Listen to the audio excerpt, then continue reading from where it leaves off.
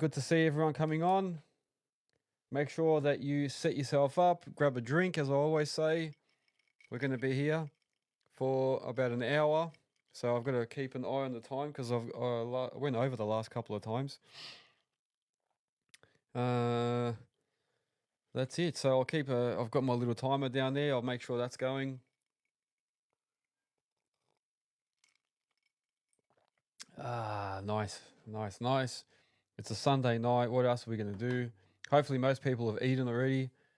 I made a bit of a barbecue. We had leftover meat from yesterday, so I cooked up whatever was left after the kids' soccer, and it ended up being a really good meal. Scoop Earthworks, Northern Machine, Alexander Toy. Oh, what have I done? Flowline Concreting, Air 78, Tucker GSP, Phillips Plan. Oh, we've got a fair few mini excavations, guys. There's a fair few on there. I love it.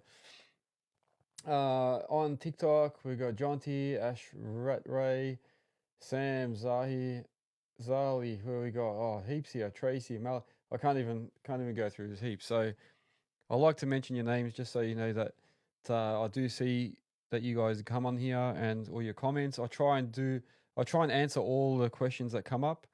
Sometimes if I don't, I'll write them down and try and get to them later. But I apologize if I don't mention your name or if I don't answer a question. Just hard to get through all of them. But guys, I want to thank you all for joining. All right, I think we've got enough here to get going. What time is it? It's already past 6, isn't it? Yeah, okay. All right, I'll make a bit of a start. Guys, welcome to another live episode from Earthworks Hub. So I'm your host, Ivan Orlovic. My day business is Eagle One Industries, excavation. Night business, Earthworks Hub. So Spartan Machinery as well. Thanks for joining. So to everyone that has joined us, if you haven't joined us before, basically this is my live sessions that I do on a Sunday afternoon. So I answer like questions. I'll go through some topics. I'll talk about what I did during the week, some of my posts during the week, explain a few things, and then what I do is open up the questions for you guys. So what I can do is start with my week. But before I start with my week, I will have to thank my sponsors. So one of them is on here right now, Spartan Machinery. So thank you to Spartan for being a sponsor. They offer the Zoomline machines. So hopefully you guys have been and seen my videos and little reviews on the Zoomline machine. I did one on one of their 7.5 ton machines. Make sure you go and see that. And I also went and visited one of their sites and went through some of their machineries and what they offer. So M. Attard, thanks for joining as well, man. So yeah, I went to their one of their, I think it was their Clayton branch, and some other things to come now. So thanks very much to Spartan, to JR Safety Co. So if you need a risk assessment done, these guys will come out and will do a risk assessment on your machine for you on site. So JR Safety Co. for risk assessments, and they will come to you with all the equipment that you need. So if you've got a fire extinguisher that's out of date, they'll have a test and tag facility on their utes to actually test that fire extinguisher and get it up to date. They can do all sorts of little small auto electric stuff, put on flashing lights for you, new stickers and everything. So your one-stop shop, and they supply all that as well. So JR Safety Co. Melbourne Tractors, if you're looking for a Cabelco or an ASV Positrack, they do little dumpers now, the Merlot telehandlers. So thank you very much to Melbourne Tractors. The Bole Group. So the Bole Group are predominantly a concreting company, but they do everything including maintenance and other works. So these are the guys that I've got also working on my project Spalding. Wonderful bunch of guys, move very quickly and get the job done. So Bole Group. Nexgen Landscapes and Earthworks. So if you need any landscaping done, Nexgen does residential and commercial landscaping, so they can help you in both aspects. And they also do things like, tactiles, bollards, tree planting. Apart from just gardening and stuff, they do other stuff as well. So anything like that, Nexgen. And network finance. So if you're looking for any finance for machinery or trucks, make sure you hit Network Finance up. I use these guys personally as well. Robbie Moore is the man. if you need any like advice, or if you want to know whether you can borrow enough money to get something, make sure you speak to him before you make any steps. So if you're not sure as well, I've got some videos on how to obtain finance where Robbie explains the process, so before you even go and start looking, what you need to have ready, and paperwork wise and funds and stuff. So make sure you watch some of those videos. So it's definitely worthwhile listening to, and I think they're on my podcast and on YouTube as well. So make sure you have a look. So thanks to all my sponsors. Thanks to everybody else that's joined and for constantly joining and for liking my videos and subscribing. If you like what I'm doing and you want me to continue doing things, make sure you go and subscribe and follow on all my socials. So I'm on YouTube as Earthworks Hub. What have I got? Facebook. I've got a Facebook group now called Earthworks Hub. You can go on to Instagram, TikTok, Spotify, Apple. So across all the socials. So make sure you go and subscribe and follow and like, just to show your support. And on top of all that, if you do want to show extra support, you can buy Earthworks Hub merch. So all our merch is available on my website. So if you go to earthworkshub.com.au, click on shop, it'll take you to the store, and you can buy t-shirts, you can buy hoodies, you can buy t-shirts with sponsors on the back if you want. There's different styles of Earthworks Hub. So yeah, make sure you go in and check that out.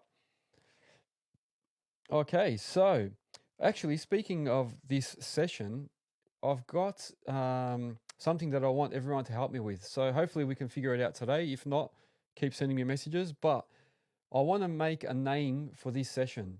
So at the moment, I'm just calling it my Sunday live sessions. But I would really, really like to give this a name so that when I'm posting it up, it's under a certain banner, and I can post them all up in the one playlist. So at the moment, I've got two names that I'm thinking of. So I've put it down as the Sunday Toolbox, or just Toolbox Talk. I've also got it as the Sunday Site Shed Sesh, or the Site Shed Sesh. Maybe it's too much of a tongue twister, but I want to hear Sunday Sips. I like that. Trucker GSP deer hunting. I like that. Sunday. I'll write it down so I don't forget. Sunday Sips. I like that one. So just throughout the course of this session, if you guys do think of a name that we can call this particular show on Sundays, let me know. It'll be interesting to see. And the name that I choose, or whoever has the best name, I'll actually, I suppose I'll tell everyone who it was. So it's almost like a bit of a prize. I don't know.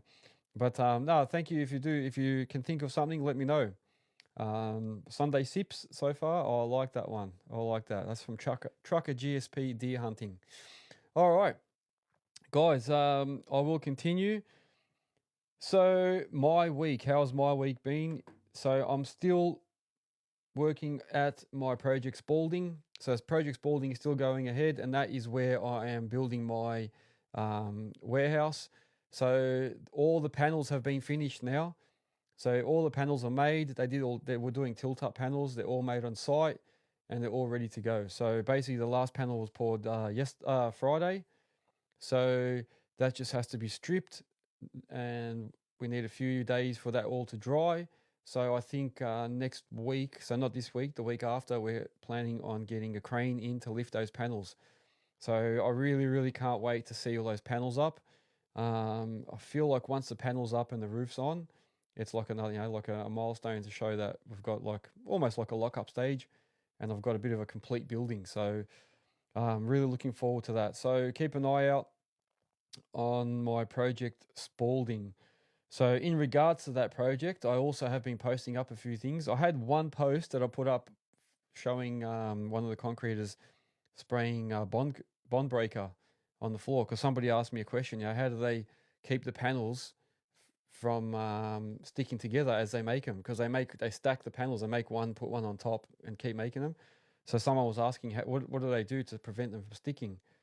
So I made a video on that, and I'll tell you what, it went viral on TikTok. It went over 25 or 26,000 views already. So it's very interesting to see that people like that episode or that post so much. But yeah, that's what we use. We use a bond breaker, so it's sprayed on the panel before the next panel is formed up on top of it, so that way it doesn't stick. So don't ask me what the ingredients is, but that's basically what it is, just a bond breaker, just like a seal, just to seal the panel before the next panel is built on top of it. So that was one of the posts I did in regards to that, I should say. What else did we have? So the temporary power, I've been informed that that's on the way. So I've got temporary power coming in within 15 days, it says. So that's booked in to get done. And the water tapping was done, which I think I mentioned last week. So Project Spalding coming along very fine. Also, I'm still working in the basement, so you've probably seen a few of my posts in regards to that. So we had the shotcrete completed on one half of the basement, or one side. So there was some discussions about why we've got exposed capping beam and why we've done certain things, but they wanted a flush finish. So now hopefully you've seen in the last post I did, the walls are flush, the shotcrete is flush from top to bottom. So you've got one flush finish. You can't see the capping beam and then a separate concrete panel underneath. It's all one. So that's what the customer wanted. That's what the engineer called for. So that's why we had the exposed capping beam and we had the mesh on the outside of the bars. So something different. I suppose every job's got different aspects, but that was that basement project. So now we're starting to dig out, and I've finished mostly, maybe 80% of the other side to get it ready for shotcrete. So hopefully the steel guys will come there this week, put the rest of the mesh on, and I've got a couple of little things to do to tidy up. And then we're also starting to dig the water tank. So at the bottom of each basement, you have a water tank which will catch any water that's drained down into the basement, and then it'll pump it back out into the drains. So that is this week, and then some more trucks, obviously, to try and get rid of the remainder of the material, and then start digging the ramp out. All right, and then on top of that, we've got some stuff to do in the pool area. So I've got to go in, scratch around, and get rid of any excess dirt where the pool's going to get built, and that's going to be a shotcreted and formed up pool. So should be very interesting stuff coming up. I'll keep you all posted and show you a post on that during the week. What else? So this week you would have seen I actually released another podcast episode with a guest.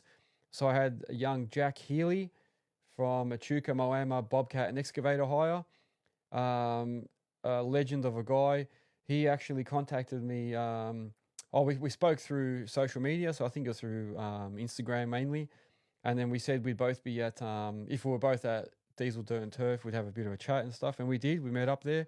And then we said, let's do a podcast. So he agreed to it. So we did a podcast this week. I've already posted it. Hopefully some of you have seen that podcast. If you haven't, go and have a look. So he's a young entrepreneur. He's got his owner operating his own excavation and bobcat business.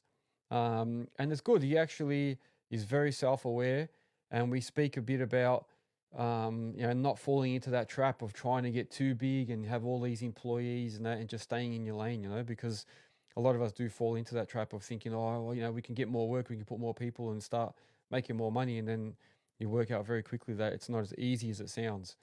So we had a good chat about that, some of the hidden costs and some of the time-consuming things in our as an owner operator that we don't know about until you actually start. So a lot of unpaid hours, and I'm not going to say too much. Go and watch the episode.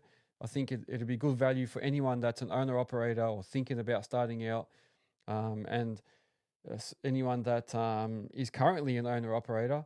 You can obviously get some points out of that. So wonderful conversation. So that was with Jack Healy from EMBE Hire. We also talked about some of the floods that Echuca encountered and how that was tackled. We spoke about COVID, what they did in the regional areas with COVID. So some good listening there. Go to Spotify or YouTube and you'll see that episode. And I've also been releasing these live sessions. So a couple of those came out. What else? So I went down to the Command dig day. So Command, they do machine control, or they offer machine control and install it for your machinery. They use the Uni control system, and they had an open or a sort of demo day here in Melbourne on Wednesday, Thursday, Friday this week. So luckily I made it down there to one of those days.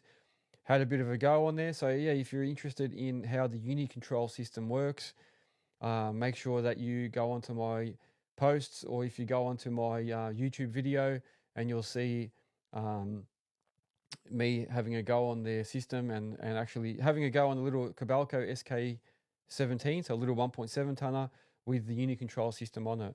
So overall, very, very good system, very easy to pick up and use. And I think the video will give you a good insight into that. So Uni control system by Command, go and watch that video. So if you're interested in machine control, definitely go see it. What else? What else? What else? The Bond Breaker one. What else? Actually, it's funny because I do live sessions during the day as well. So I don't know if everyone's aware of that. But during the daytime, if I'm working, sometimes I'll switch the live session on, and mainly on TikTok. But I'll switch the camera on or the phone on, and record like as I'm going. So while I'm digging, while I'm doing trenches or cleaning up or whatever I'm doing, loading trucks, I'll have it running and answer questions, and people can see, what happens during the workday. And it gets a lot of hits. Actually, probably gets more hits than I do on these live sessions. I don't know if it's a timing or what it is, but I get a lot of hits during the daytime. But it's funny because people are asking me often, well, they often ask, how do I get into operating? How do I get experience if no one gives me a chance? Which is a question we get all the time. So if you are going to ask that question today, I'll hit you up in advance. Go see some of my podcasts, and you'll hear the answers to those questions in there. To save me saying it all again. But after I said that, I actually received a phone call from a younger person that was looking to get some experience, and they said they found me on Earthworks Hub on the website. Probably didn't realize Eagle One is me, but they found Eagle One listed on there, and they said they've been calling all those companies that are on Earthworks Hub and looking and asking if anyone wants to give them a go, because they've just got all their tickets and want to start out. So good on you to that gentleman that called me. That is the way to go ahead. A lot of people say, they'll be on here saying, "Oh, I can't get work. I've tried. I don't know how to approach it. I don't know who to talk to." But this guy's actually being proactive, and is ringing and going ahead and asking people directly if they're willing to take him on and give him a bit of a go. And that's really good to see that someone is taking that advice. So not long after I said it during the live, I had the phone ring. So good on you to that gentleman. Like I said, I want to get a name for these live sessions. So during the course of this, make sure that you send me some names that you think would be good. So what have we got on channel? We've got 140 Frankie, JK Dirtworks, Ronaldo's Concreting, Earth Force Excavations, Stephen Cardona, hey, Bean Digging, Kenny P. Cam, Marky. We've got heaps of people here. Stephen, Andrew, Rudd, Braden. Guys, thank you all for joining us. So thank you for being on this live session. So what else has happened? So also during the week, we've had a few new listings. So for everyone that is not aware, my earthworkshub.com.au website is also a business directory. So if you have a business, you need to get your business listed on the directory so that people can find you. Because I think if you ask yourself, how do people know about my business? You'd probably be surprised. Apart from word of mouth and maybe going through some agencies and that, how else do people know about your business? So one way that you can do it is to go and advertise your business on Earthworks Hub. So that's what better way to do it than a place where everyone in Australia that's in the earthworks field is listening to these podcasts, knows of the website, and goes there and looks for people that they need. So if you need a trade as well, on the other note, if you do need a trade in the earthworks field, go to Earthworks Hub, find one of the trades on there and give them a call or email them, make contact, and then you never know, you'll get someone out of it that you haven't thought about before. all you got to do, type in, or click on the state that you're in, and then click on the category that you're looking for. So whether it's an excavator, a bobcat, concreter, a formwork company, a surveyor, a draftsman, whatever, anything to do with an engineer, tree person, anything to do with earthworks, you'll find someone on there. So go in earthworkshub.com.au, look for a trade that you need on there and use each other. Let's all help each other out. That's why I've invented it, so we can all find each other easily. And because often I'll be doing jobs and I'll be saying to someone, oh, do you know anyone that's got a tip truck? We need a tip truck for this job. When I can easily click on there and go, Victoria, tipper truck, semi-tipper, quad dog in the search category, click, and it'll give me a list of all the guys that have got one. So a good, easy way to advertise. Different versions, different packages available. Make sure you check it out. So that's earthworkshub.com.au. So new listings that we've had. So I usually like to call them out. So bit of a extra bonus for the guys that have listed. We have R&B Earth Moving, and they are from Parks in New South Wales. We have Kensington Excavations, so they're in Victoria, so in Melbourne, Victoria. Various size excavators, and can do all sorts of civil and basement work and whatever else, what other excavations you need. So ACI Contech, so they do GPS stuff and give me one sec, I'll click on it to tell you. Oh yeah, they sell obviously GPS equipment and other little bits of attachments. True Excavations. Yeah, so True Excavations. And Mills Excavation. So I think Mills I already read out last week, but yeah, a few extra ones there this week. Good to see. Thank you to everyone that's listing on there, and thank you to everyone that's using the services that are on there. So make sure if you're not on there, go on and check it out. Sometimes people are telling me that when they first log in or sign up, it asks, it sends them a password, and then for some reason it sort of freezes a bit. What I recommend is just do reset password, and it'll send you a new one. And then once you've reset it, you can go in and log in, and it'll work a bit better. So if you do get stuck on there, try just resetting password. Who else have we got now? Acre Landscaping, Mark O'Donnell. We got Correct Excavations, Fetu Aroka. Bro, how are you, bro? Braden. We got Sally. So we've got a fair few people on here. All right. So now what else have we got? Let's have a bit of a sip here, guys.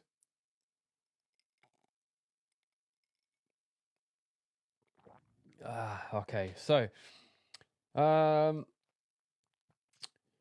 wanted to, so this is a topic I was going to bring up for today, and that is about our rates. So make sure that your rates are sort of in line with what everyone else is charging, so that you're not too cheap or too expensive, but also be proud of what you're worth. So don't actually feel like you need to reduce rates as soon as it gets a little bit quiet, or don't feel like you're pressured to reduce it if the customer comes and then pushes a little bit like, oh no, you're too expensive, because you know what you're worth. You know how good you are. And if people have been paying you that in the past, and obviously they're happy to keep paying it, that means that you're worth it. So make sure that you keep your rate. The minute you start dropping it, that means they're going to feel like they've got one over you, and they're going to expect you to do more and reduce the rate for your hours, and for your hourly rate. Then they're going to say reduce your hammer rate, reduce this, and it just snowballs. So don't be a pushover. Be fair as well, I suppose. Like if someone's offering you heaps and heaps of work, and they're giving you work every single day, and they say to you, look, since we're offering you so much work, can you just sort of help us out a bit or something? Maybe in that circumstance, you might be inclined to say, you know what, I can drop it a little bit if you're going to give me more consistent work. Or if they say to you, we can do it, get your other machining on site, and we get combo work, then we might be able to say, reduce your rate a little bit to get the other machine on board. But don't get easily swayed into just dropping it for no reason. You know what I mean? So especially when it starts getting a little bit quiet, we can easily think that we've got to drop our rates. And you'll see a lot of plant hires and that apparently are doing that at the moment. They're dropping rates. So Martin, how you going? So yeah, a lot of people are dropping their rates. Hang on, let me get this guy off. Where is he? Yeah, so let's get rid of this guy. Sorry guys, we had some guy on there being silly. All right, yeah, Martin, how you going, man? Good to see you. Thanks for joining.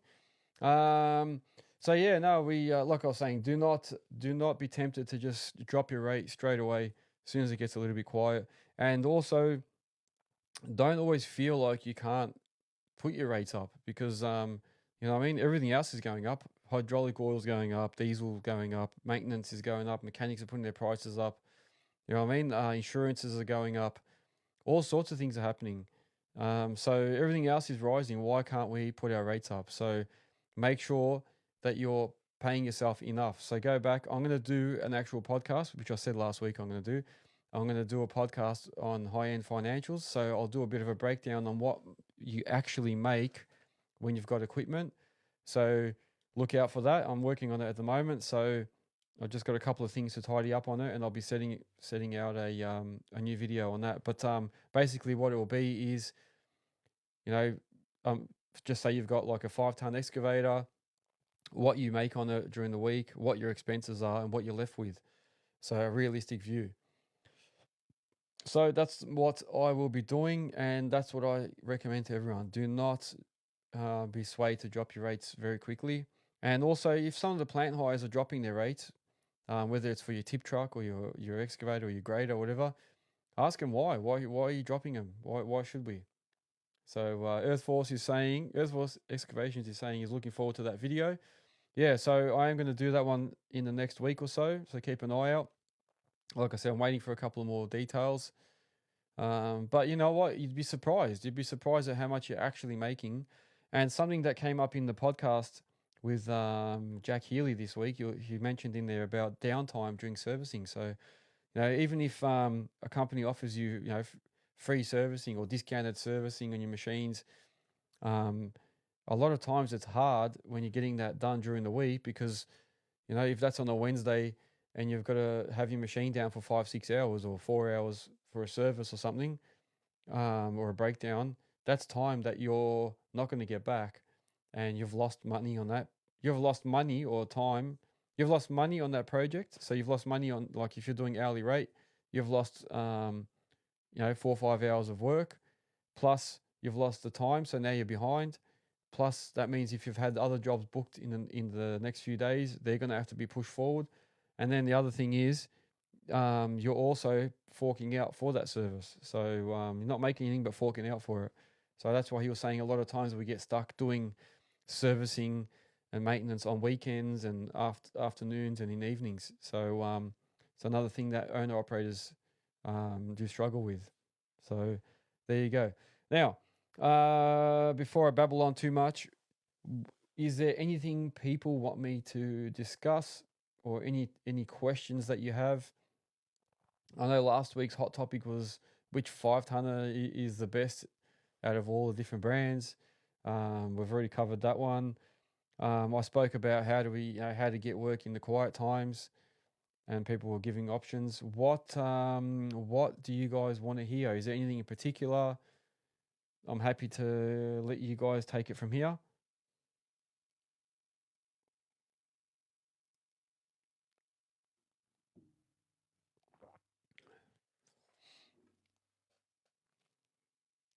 Could be a very short live session. It's very quiet.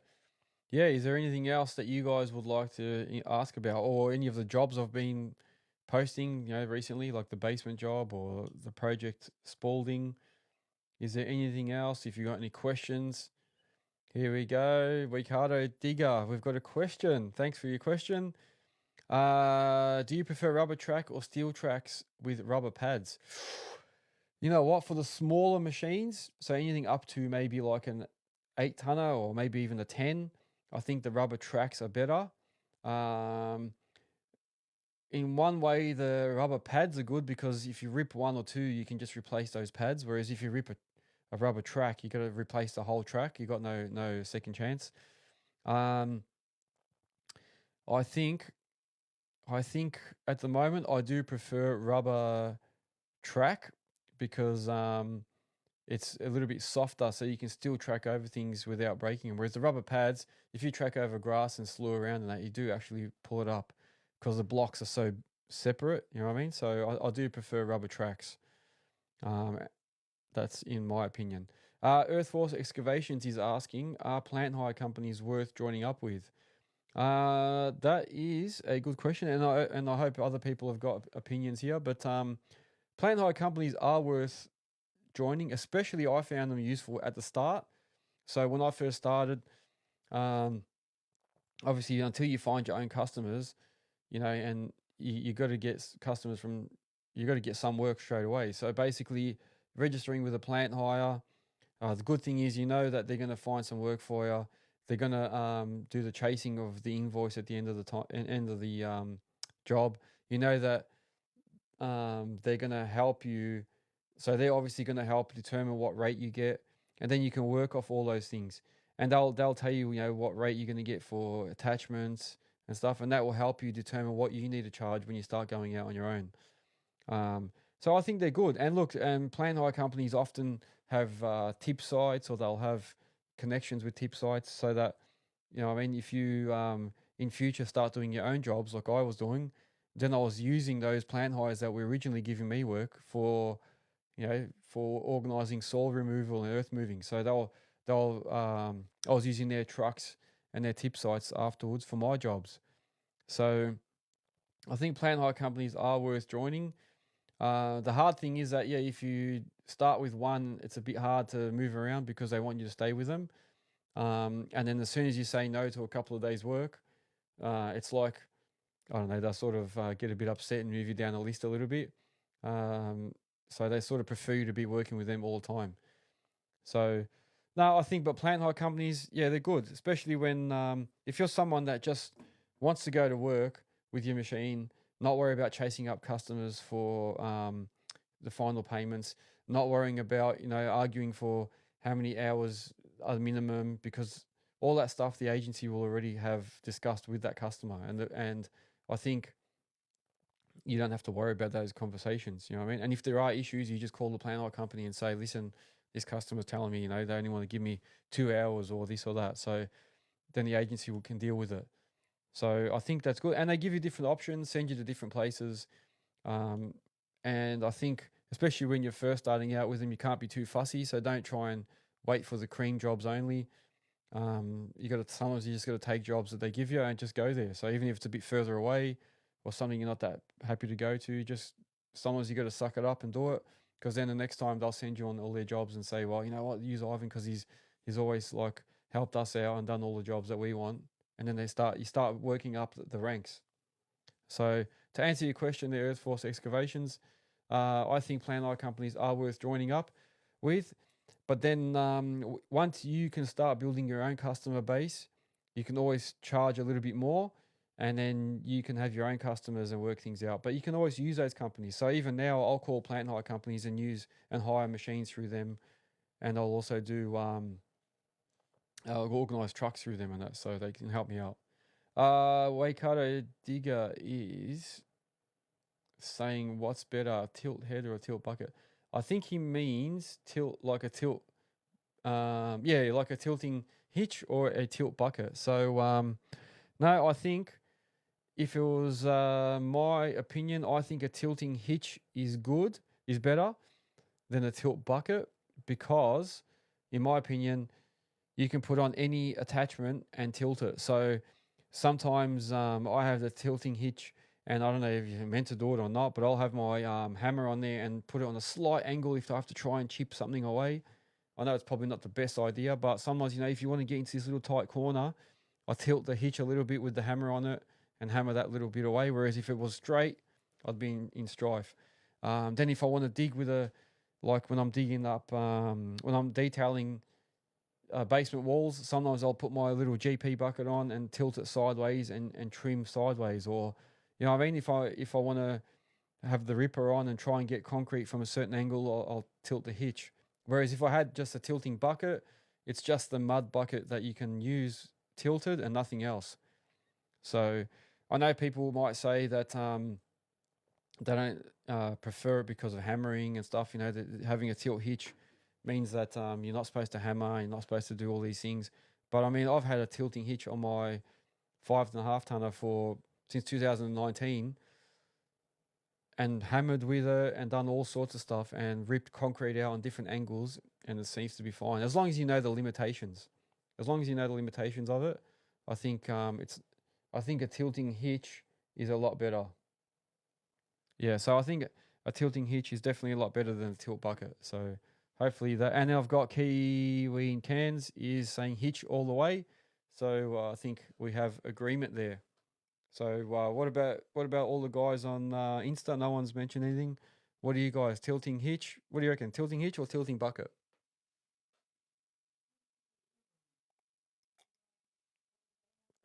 I tell you what, this whiskey's going down well. Quantum Comms, hello. Thank you for all your likes and follows and support, guys. So Earth Force Excavations is saying a tilting hitch as well. So there you go. We've got 2 people already saying tilting hitch over the tilt bucket. So I think we have a winner. So no, good question there, Waikato Digger. Very, very good question. And we've also got Riley Darling. He's saying a tilting hitch is way better as well. So looks like it's a unanimous decision there, guys. So what about Waikato Digger? So you've asked the question. What do you think, man? Do you think the hitch or the bucket? You know what? The other thing is with the tilting hitch, you don't have to keep getting out and connecting the hoses. So if you've got a tilt bucket, you've constantly got to get out and put the hoses on. So that's another pain. I suppose you know what? If you're in a huge machine like something above 20 ton, and you might do a lot of hammer work, maybe then you say, all right, you know what? I'm not gonna like if you're doing a lot of sewer and drainage, and you're very likely to be hammering a lot. In that case, you might say, all right, I'll have a tilt bucket that I need to put on just when I'm detailing. But for all the rest of the jobs, you need to have just a normal hitch because you know if you're hammering a lot, you don't want to put that much pressure on it. So that is the consensus. So tilting hitch over tilt bucket. But I do suppose it means it depends on the machines and what you're doing. All right. Any other questions? What have we got, guys? I'm here for another 15 minutes. Yep, 15 more minutes. I'll be here and then I'll have to go. So yeah, go ahead with your questions. So Waikato Digger is saying he has a tilt head on both machines. Both are ram tilt, and he would like to go to the heli tilt head.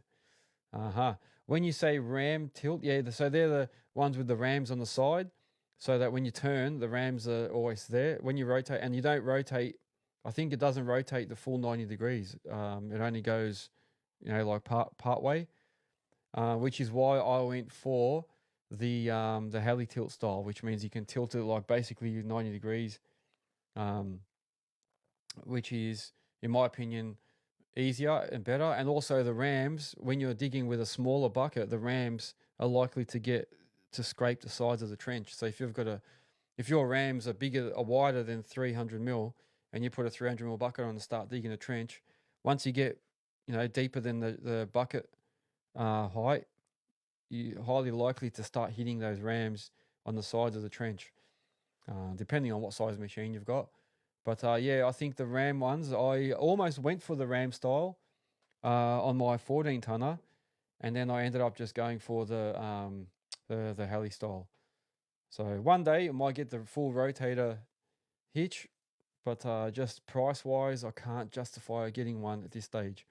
I reckon, you know, like the Encon or the Steel Wrist, I reckon they'd be awesome to have, but I just can't justify that cost. Dylan Wolf, thanks for joining, man. We've got a fair bunch of people on here, which is really good to see. So once again, thank you all for joining. Make sure your drinks are topped up. We've got another 14 minutes to go.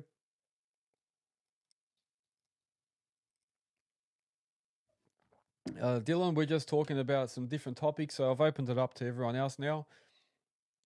We've had a few questions, rubber tracks versus rubber pads. What else do we have? Tilting hitch versus tilting bucket. I think a plant hire versus, not versus, but do we think plant hire work is worth doing? So just a good conversation going on here on different topics. I'm opening up to more questions though, so feel free to keep asking, guys, and thank you for your likes. I can see everyone, some more likes coming through there, so thanks very much. So, and I'm still looking for a name for this session. So, freely give us a name. What have we got so far? Sunday Sips. Somebody said we can call this the Sunday Sip session. I was saying like a toolbox talk or a weekend toolbox talk or a Sunday site shed. Or even we can call it, I don't know, some sort of session. I don't know. But I'm open to options. Church. We usually call church dirt bike riding on Sundays, yeah. I like it though. I like the Kiwi and Cairns. So we got church. What else? That's a good one actually. So I open to different things there. The Sunday sesh. Yeah, Earth Force Excavations is saying the Sunday sesh. So that's what I was thinking, something like that, like Sunday sesh, Sunday toolbox talk, something like that. I'm open to it. So whoever gives the best one will select that. So I've got to write down Sunday sesh now. I'll write down church. I've got to be careful with that one, Kiwi and Cairns. Some people, I don't know, might be a bit funny if I say that. But I reckon it's a good one. I'm bloody humming down this drink. If you guys can see in the background, I got a couple of goodies there. So Command gave me a rugby ball the other day when I went to go see their the Command, the uni control system. Also gave me a beanie, which where is that beanie? I don't know what I did with that. Anyway, I had a beanie from them. Elite gave me a Sheridan football during the Diesel Dirt and Turf. Got a whole range of what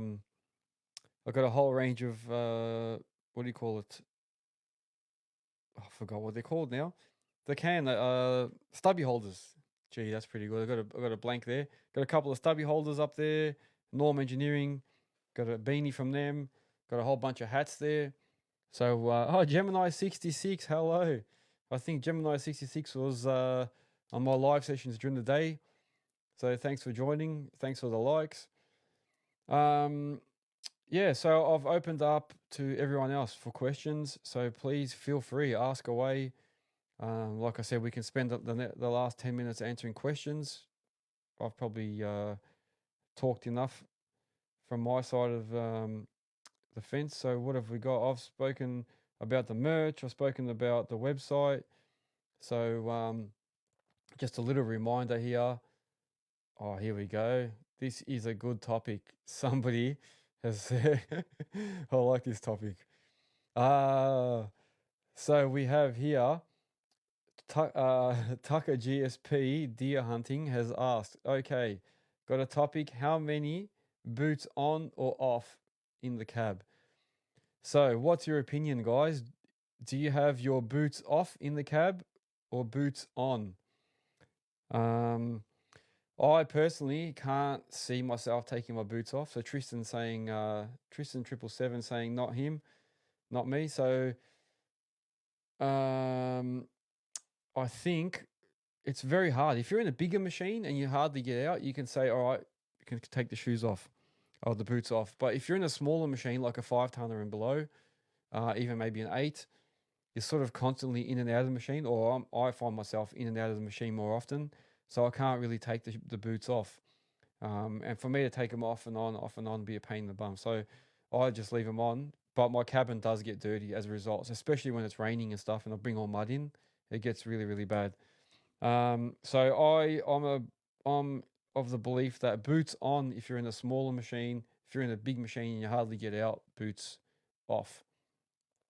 Tucker GSP saying he's in and out of the machine all the time, so boots on. Yeah, so I'm the same as you. So I can't really see myself taking them off and on, off and on. It'd be a pain. Kiwi in cans says boots on. Earth Force excavations, socks only when trimming or bulking. Yeah, yeah, true. Like if you're loading trucks all day and you know you're hardly going to get out, then you can take your shoes off or your boots. But to be taking them off and then have to constantly put them on and off, on and off. I saw a guy the other day that actually took his off outside the machine and then made his labourer bring them to him or take them away when he wasn't using them.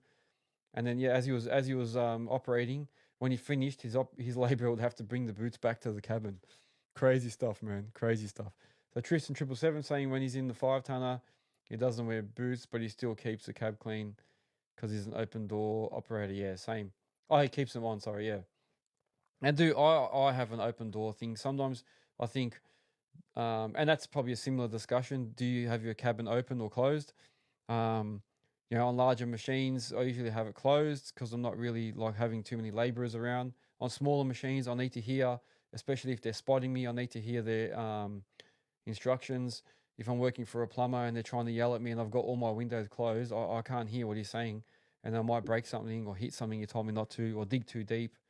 So I prefer to have my front window open when I'm dealing with something like, especially in tight little spots and dealing around pipes and assets. You know what I mean? So yeah, if someone's giving me direction, I like to have it open, so that way I can hear them properly. And Kiwi in Cairns is saying cab closed unless close to people or giving direction. Exactly right, man. I agree with that. I agree. So just before, sorry guys, somebody else asked a question. I don't want to miss that. Oh, Kiwi in Cairns said, who's going to electric once they kick off? I don't know. I don't know. I've got a lot of questions about electric machines. I have a lot of questions. I think my biggest question is if you've got a machine sitting on site and it's electric, how do you charge that? How do you recharge the batteries? And if you're going to be charging that battery with a generator, then what's the whole point of it when your generator is going to be burning diesel or fuel anyway? So unless it's going to burn a lot less, which I don't know yet. I'm not that informed yet, but I don't know. Yeah, I really wonder whether it's worth it. So I don't know if I'd go electric. Oh, maybe like I wouldn't be the first one, but I'd be, I'd be waiting to see what happens with other people. So, Manic Mechanic, thanks for joining as well. Tristan 777, boom swing excavators. I keep the door open because I operate with the boom swung to the left slightly. Yeah, that's true. That's true. So sometimes I have to keep the door open if I'm operating on the 5-tonner with my arm all swung all the way to the left so I can get really up close to a wall or something, I keep the door open so I can see better. So yeah, that makes sense too, man. So I'm probably similar, and yeah, that's basically. So it looks like we're all sort of on the same page. Yeah. So I do the same thing. Like you can see through the window, but just not properly. And if your window's got like um, if it's like split into 3 or 4 pieces and that, then you've got the pillars in the way and stuff. So I like to just have it open so I can see. But like I was saying, if I want a bigger machine with a straight boom and that, and if I'm just loading trucks and things, I'll have everything closed. But once I'm working close proximity to something or have someone give me instructions, I try and leave it open. So that's that one.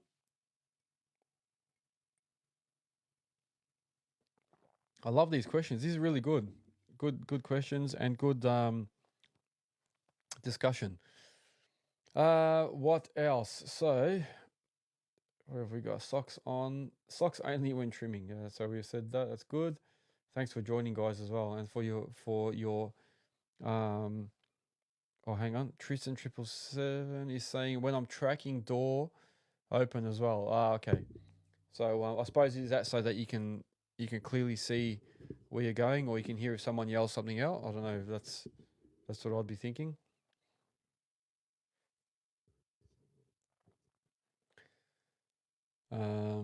Yeah, I think Kiwi in Cairns is asking why would you have it open when you're tracking. I suppose some of the things I can think of is that in case you're about to hit something when you don't notice it, people can yell out and you can hear them. Um, What do you guys do? Here's a question for you. What do you do when you're lifting stuff? So just say you're lifting something with your excavator. I'm talking excavator here. Just say you're lifting something.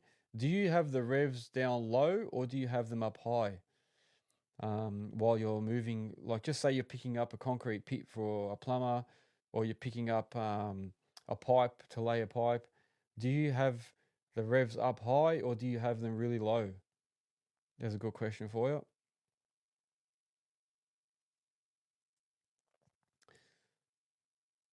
Flat out if it's heavy. Okay. So Tristan 777 is saying flat out. So the revs to be high when it's heavy.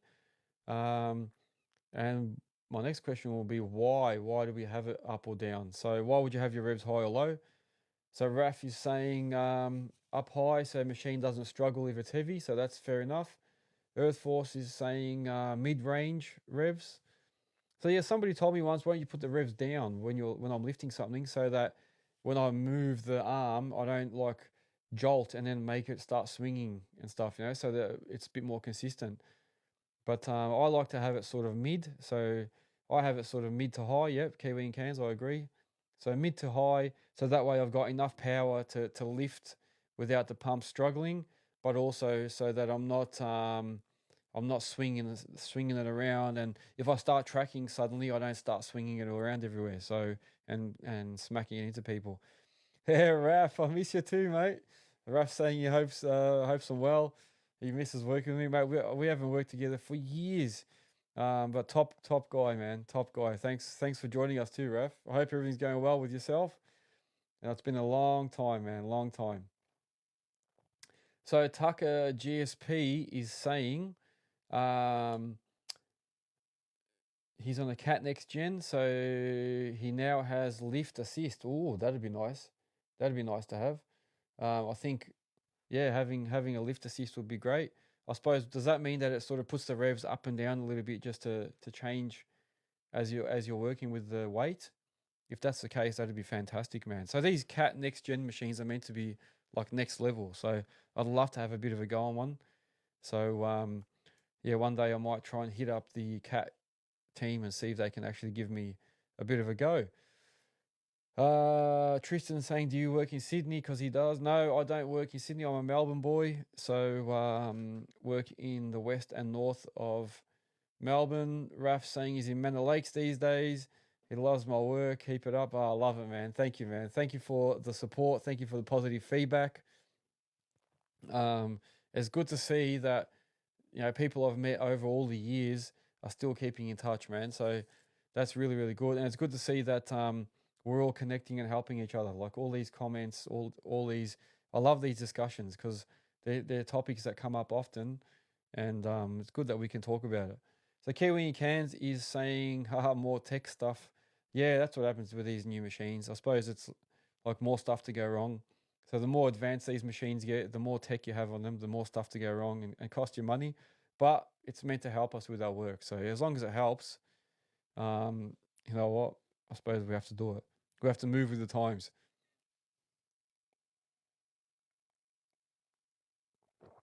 And yeah, I really appreciate all the people that are following, and make sure that, yeah, if you are following me on one thing, that you're following me on other things as well. So I've got, just so people know, I'm on YouTube. So Earthworks Hub has a YouTube channel. So please go there, subscribe and follow and like any content on there. So a lot of these posts that I put up during the week on like Instagram and TikTok and Facebook, they're like the shorter versions. So on my YouTube, you'll see the full videos. So some of those socials, like even on Instagram and that, you can't put the link to the YouTube video. So I just say go to YouTube and have a look. So you can't actually just click and link to it. You have to actually go and type in and search up Earthworks Hub. But yeah, please make sure that you go and follow that stuff because it'll help me to keep making more material. Tristan 777, does anyone dig bucket tilt trenches for pads? Because I do. Does anyone dig bucket tilt trenches for pads? Because I do. Let me just try and decipher that one. So you're saying, do we use the tilt tilting bucket for trenches? Do you mean we use tilt buckets for trenches or pads? Well, if you're talking about tilting hitches, I love my tilt hitch for digging trenches out and doing like concrete pads and that, if that's what you're saying, because you can use it to bring material to a corner, then tilt it a little bit to bring it around the corner.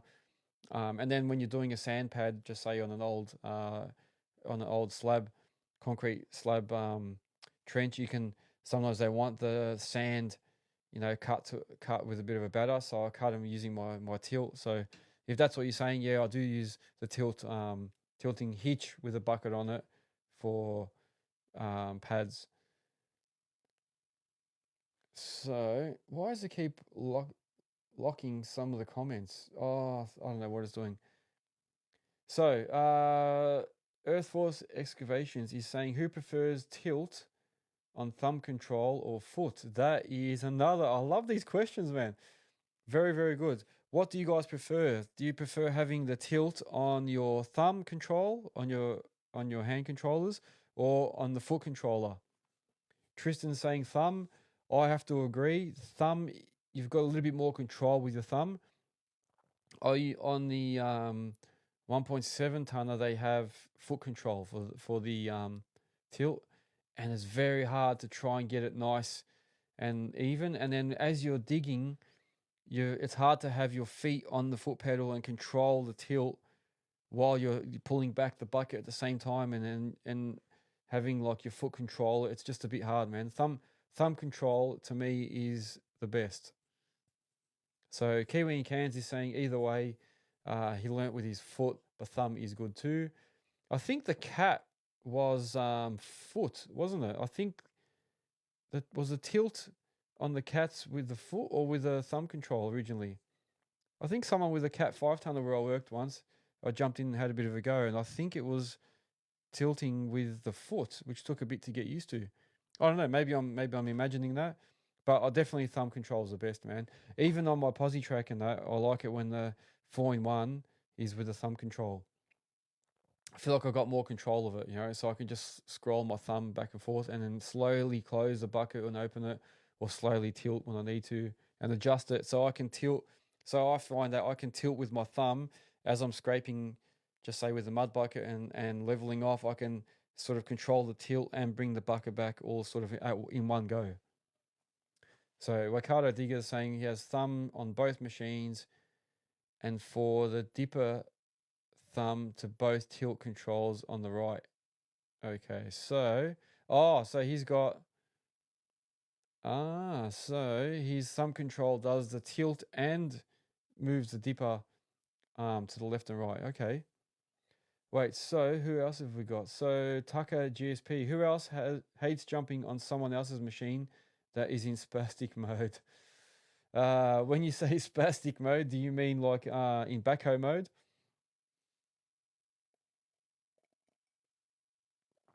So you've got the ISO and then you've got the other mode. So I suppose what Tucker's asking is, who hates jumping in a machine and someone's got it in backhoe mode? Yeah, sorry, he means backhoe. Yeah, I cannot for the life of me operate in backhoe mode. My operators used to play a bit of a joke on me. So when we used to service my all the machines, they'd say to me sometimes, "Oh, can you just jump in? We're finished with that one and move that machine." And they'd all be standing there watching, and they already put it into backhoe mode, because on the 5s and that you'd have the little lever to adjust it. And then I'd turn around and they'd be all killing themselves laughing because I'd be trying to figure out what's wrong with the machine. I can't do what I want it to do because it's in backhoe mode, and they used to often prank me with that. So I've been doing that lately to other people. So if you get in your machine and you don't know what's going on, it's because I've put it in backhoe mode. So it's a bit of a joke that we have. But yeah, I can't, for the life of me, I can't operate in backhoe mode. So I'm just full, the new excavator mode. Yeah, a lot of people hate backhoe controls. Okay, so guys, it is exactly an hour since I started. I don't want to go for too long, but we've got a lot of good questions, so I'm happy to stay on for another 5-10 minutes. So if you guys are happy for me to keep going, I will. really, really good topics here. So yeah, no, I think backhoe mode for me is a no-no. I mean, even recently I jumped out of my posi track, which is all joystick controls, and had to jump in a little Toyota Husky thing, little Husky Bobcat, and had foot and hand controls. I was lost, absolutely lost. Felt like a beginner, and it took me a bit to get used to it, but I was really lost in it. Like, it took me ages to load material onto a truck that would have taken me seconds in my joystick posi track. So I suppose we're all different. Okay, so guys, I think I'm going to finish up here. I really, really appreciate everybody coming on. I appreciate all the comments, all the involvement. The discussion was fantastic. I will be posting this up this week, so you'll be able to go back and see anything that you missed. Make sure that you follow me on all my socials. Thanks for that. Thank you. Cheers to everyone that joined. Got to get every last drop of that whiskey. Yeah, I will catch you all later. Make sure you follow me. YouTube, Instagram, what else is there? Facebook, TikTok, Spotify, Apple Podcast, everything. So whatever you see, go onto those and like and follow and subscribe. Make sure you also put your businesses up on the Earthworks Hub website so that people can use your services. So whether you sell machines, if you're a rental company, if you dry hire machines, anything to do with earthworks, if you're a tree lopper, or if you do any like maintenance work, or if you're a diesel mechanic, whatever, go on Earthworks Hub, put your business on there, and then we can all find you and start using your services. If you've got a tip site, if you're a rock recycler, whatever, anything like that. If you've got a job that you need done and you need a trade or service, also go onto Earthworks Hub, use some of the guys that are on there. Let's help each other. I hope you've enjoyed this session. I really have. I will see you guys on the next one. In the meantime, if you have a name for this session, send it to me, whether it's on message, email. That's info@earthworkshub.com.au, or text me or whatever on one of the other social platforms. Have a good week, guys, and I will see you on the next one. Take care.